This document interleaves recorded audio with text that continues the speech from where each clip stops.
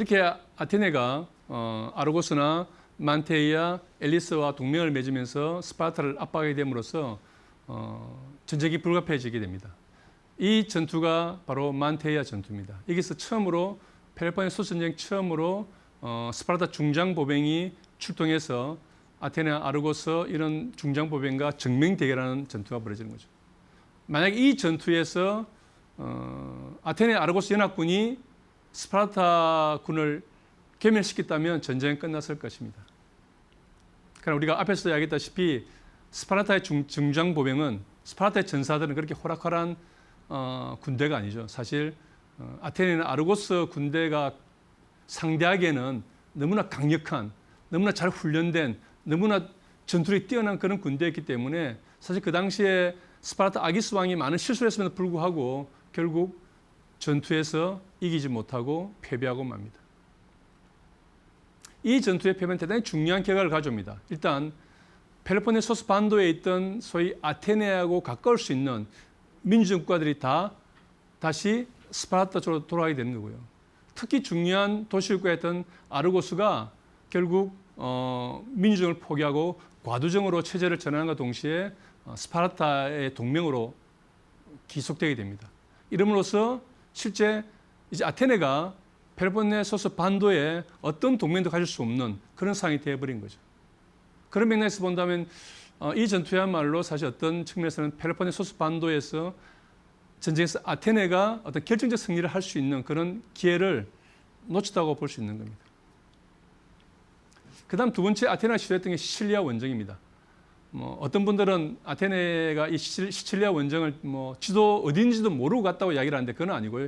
이미 아테네뿐만 아니라 많은 그리스에 있는 국가들이 이탈리아 남쪽으로 많은 도시국가를 만들었고요. 그래서 지금도 이탈리아 남쪽 지역을 이제 그레이시아, 대그리스 지역이라고 말하기도 합니다. 그리고 시칠리아에도 많은 그리스계 도시국가가 있고요. 심지어 그때 이미 스페인 쪽까지 도시국가가 갔기 때문에 그 당시 아테네 사람들이 시칠리아가 어딘지 몰랐다고는 보기 어렵습니다.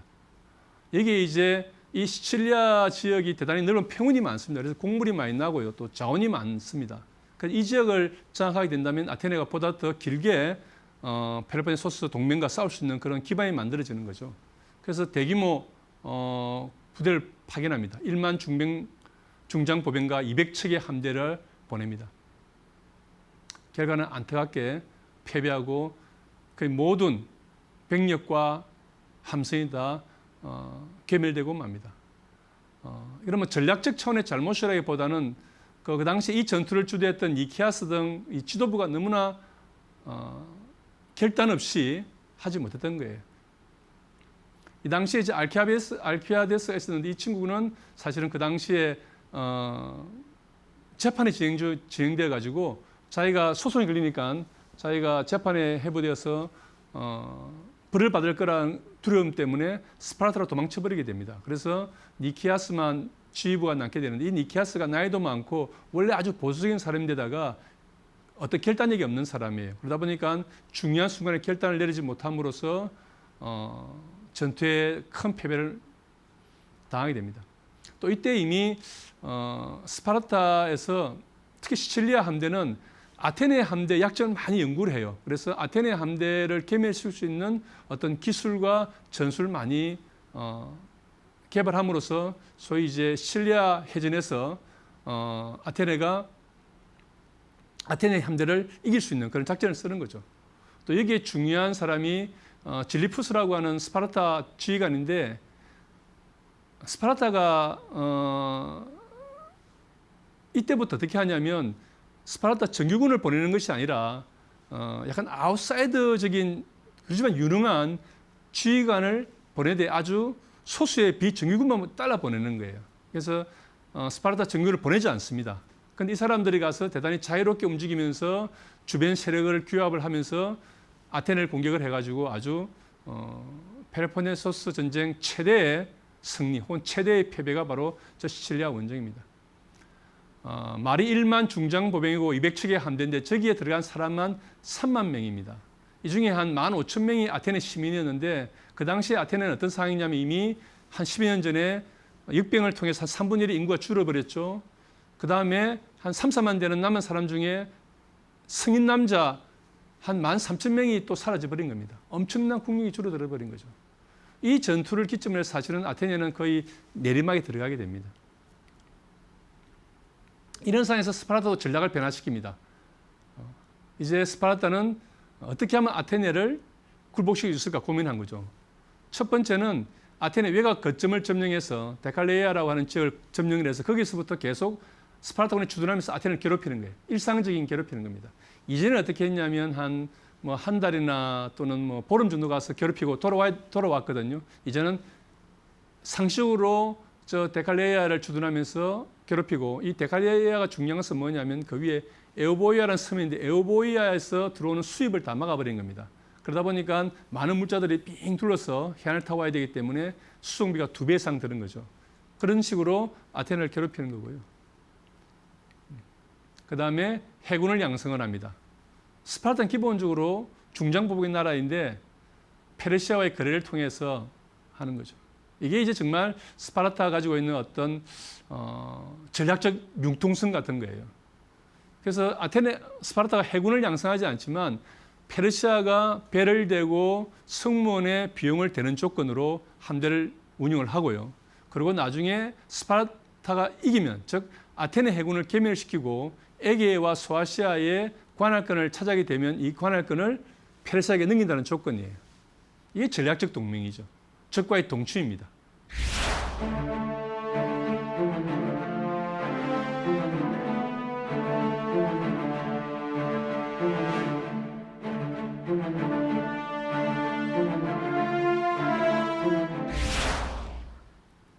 세 번째, 해외 원정 방식도 바꿉니다.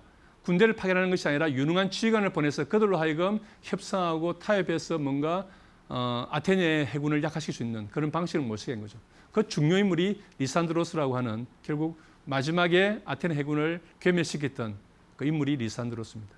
이렇게 아테네는 전략을 변화를 추구를 합니다. 그래서 그 이후에 이제 키노세마, 람프사코스, 아르기누사의 전투가 이뤄질 때 다 적어도 아테네가 그때까지만 이깁니다. 이 정말 세 번의 중요한 전투가 이제 키노세마하고 람프사코스, 그 다음에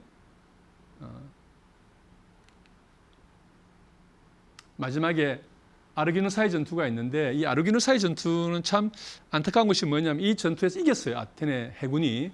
근데 이기고 돌아가는 과정에서 태풍이 불게 됩니다. 태풍이 부는 바람에 이게 난파가 되는 거죠. 근데 이제 이게 그 난파되는 과정이 어떻게 되냐면 바다에 떨어진 병사를 구해야 되는데 그때는 막 또 스파르타 해군을 추격하는 상태이기 때문에 스파르타 해군을 추격할지 난파선에 떨어져 있는 동료를 구해야 될지 대단히 애매한 상황이 발생하는 거예요. 근데 어찌어찌 하다가 상당히 많은 난파된 선원들이 목숨을 잃게 됩니다. 근데 이때 이 군대가 돌아왔을 때 이들의 승리를 축하하기보다는 오히려 그들이 난파돼서 바다에 떨어졌던 동료 해군을 구하지 않았다는 걸로 재판이 시작되는 겁니다. 이때 8명의 소위 장군 중에 모두가 사형선고를 받아요. 그때 2명은 도망을 쳐버립니다. 그래서 6명의 그래도 남아있던 아테네 지휘관들이 이제 처형을 당함으로써 사실 아테네에는 거의 해군 지휘관이 없는 상태가 되어버리는 겁니다. 이게 이제 406년이에요. 그리고 그 다음에 아이고스 포타미 전투가 일어납니다. 이 아이고스 포타미는 이 헬레스폰트 해협에 있는 북쪽으로 동북쪽으로 약간 올라가면 있는 데인데요.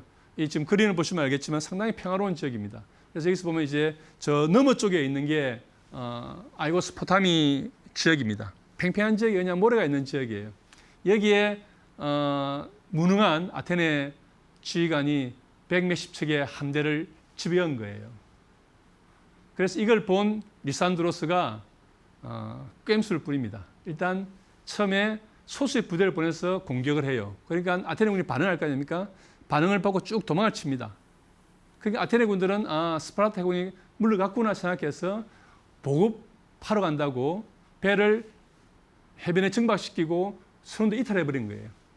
그 사이 다시 리산드로스 해군이 공격해가지고 거의 전투도 안 하고 아테네 군대를 괴멸시켜버립니다.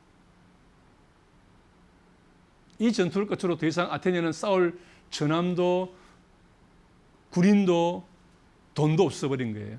이미 육군은 신뢰에서 다 괴멸되어 버릴 수 없는 거죠. 사실 육군이 없은 게 아니라 사람이 없을 정도예요.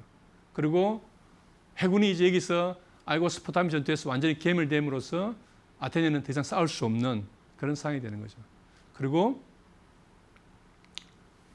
결국 아테네는 항복을 하게 됩니다. 1년 뒤에 항복을 하게 되는데 이때 이제 아테네를 미워하는 코린토스나 또는 테베에서 어떻게 강조 요구를 하냐면 아테네가 다른 나라에 했던 것처럼 남자는 다 죽이고 여자와 애는 노예로 팔아버려야 된다고 강력하게 주장을 합니다. 근데 이걸 막아선 게 스파르타입니다. 스파르타는 아테네는 그래도 그리스 문명의 중심이고 그리스의 소통의 중심이기 때문에 그렇게 할 수는 없다. 그리고 이전 페르시아 전쟁 때 중요한 역할을 했기 때문에 살려둬야 된다고 이야기를 합니다. 그래서 아주 아테네 해군을 다 해체하고 아주 소수의 배만 남기고 그다음에 방백도 다 철거하도록 한 상태에서 거의 방어력이 없는 국가로 만든 상태에서 아테네를 살려두는 거죠. 그래서 마지막에는 스파르타가 아테네를 도와줍니다. 물론 스파르타가 아테네를 도와준 것은 단순히 그런 순간 이유만 있는 게 아니고요. 아테네가 있어야만 다시 북쪽에 있는 테베나 보요타이를 견제할 수 있기 때문에 아테네를 살려준 전략적 이유도 있습니다. 자, 그럼 아테네는 어떻게 승리했을까요? 저는 무엇보다도 아테네는 정책 안정을 이뤘다고 생각합니다. 거기에 비해서 아테네는 너무나 불안했어요. 정책 경쟁이 치열했고 그 전쟁 중에도 도편 추방이 행했습니다. 그 다음에 가도적으로 갔다가 민주적으로 돌아오기도 하고 그리고 알키비아데스 같은 경우는 전쟁에 나간 사령관인데도 불구하고 본국에서 재판을 걸어서 소환하는 일이 발생을 합니다. 이런 정책 불안 속에서 전쟁을 했기 때문에 어떤 그 국론을 한 개 끌어모아서 일치된 힘으로 전쟁을 수행하기 어려웠던 거죠. 거기에 비해서 스파르타는 정말 단순하고 심플하게 그대로 갔습니다. 전략적 사유가 대단히 중요하지 않나 싶습니다. 특히 아테네는 기본적인 틀을 하나도 벗어나지 않아요. 해양 중심의 전략이었고 그 다음에 외연을 확산시키면서 자기의 기반을 확대시키는 거고 기반 확대를 통해서 분담금이나 전쟁 비용을 모아오는 방법이었거든요. 그렇기 때문에 그러면서도 스파르타의 중장보병과는 정면대결을 할 수 없는 그래서 상당히 아테네가 페리클레스는 상당히 영특하고 타고난 선견지명을 보였지만 그 위에 등장한 지도자들은 새로운 전략적 사회를 보여주지 못합니다. 그렇기 때문에 거기에 비해서 스파르타는 적과의 동침을 과감하게 시도하죠. 페르시아 연합을 통해서 해군을 양성하고 그 해군을 통해서 아테네 함대를 괴멸시킨 거죠. 역시 전쟁에 그럼 탁월한 장수가 있어야 됩니다. 보신 것과 마찬가지로 스파르타는 그래도 계속 훌륭한 장수가 나옵니다. 그들이 왕족 출신이든 또는 아웃사이더든 계속 노는데 아테네의 문제는 뭐였냐면 기본적으로 전쟁에 나가서 패배하면 그에 대한 책임을 묻는 거예요. 그러니까 뛰어난 장수라도 뭔가 잘못한 일이 생기면은 다음에 어떤 소송을 당하거나 징계를 받는 겁니다. 페널티가 주어지는 거죠. 심지어 좀 크게 패하면 다 사형입니다. 그러다 보니까 전쟁하다 실패하면 도망칠 사람이 생기는 거예요. 사실 이 문제를 해결한 게 로마입니다. 로마는 전쟁에 패배한 장수를 죽이지 않았어요. 그래서 이런 아테네에 비해서 스파르타는 이런 점에서 정책 안정을 이루었고 또 전략적 사유, 전략적 융통성을 발휘했고 또 훌륭한 장수를 많이 배출하는 물론 스파르타 자체가 군국주의 군인 중심의 병영 국가이기 때문에 그런 사람이 많이 나왔겠지만 이런 요소를 결합함으로써 스파르타 승리하지 않았나 이렇게 생각합니다.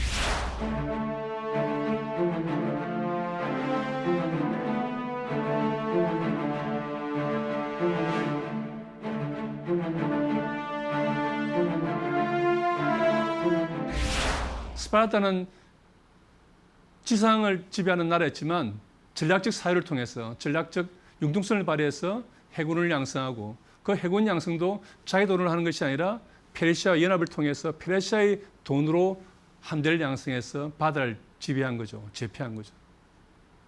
그런 점에서 본다면 이 펠로폰네소스 전쟁에서 스파르타 보여준 모습은 고지식하고 또 보수적인 태도가 아니라 상황에 따라서 융통성 있게 전략적 사유를 변화시킴으로써 승리의 원리를 찾아내는 그런 어떤 유연함이 아니었는가 생각합니다. 결국 스파르타가 바다를 지배했고 바다를 빼앗긴 아테네는 패배했습니다.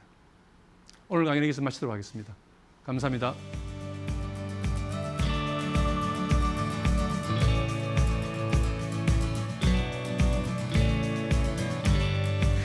인더스토리는 이 세상 모든 산업의 역사를 새로운 시각으로 재구성하는 프로젝트입니다. 앞으로 8개의 강연을 통해서 금융산업의 역사를 들려드리도록 하겠습니다. 데나리우스 은화는 로마의 공용 화폐였습니다. 무려 500년 동안 AD 305년까지 이 은화는 로마의 공용 화폐로 사용되었습니다. 1546년부터 스페인의 정복자들은 본격적으로 은광을 개발하게 됩니다. 페소 데 오초란 8조각이라는 그러한 그 별칭으로 불리게 됩니다.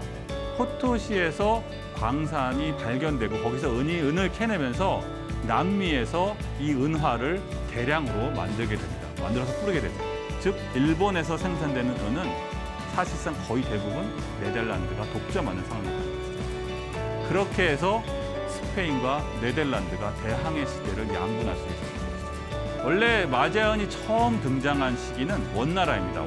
원나라의 최초로 마제언이라는 것이 이제 생산되기 시작했는데 청나라에서 영국으로 가는 대표적인 상품은 차였습니다. 차.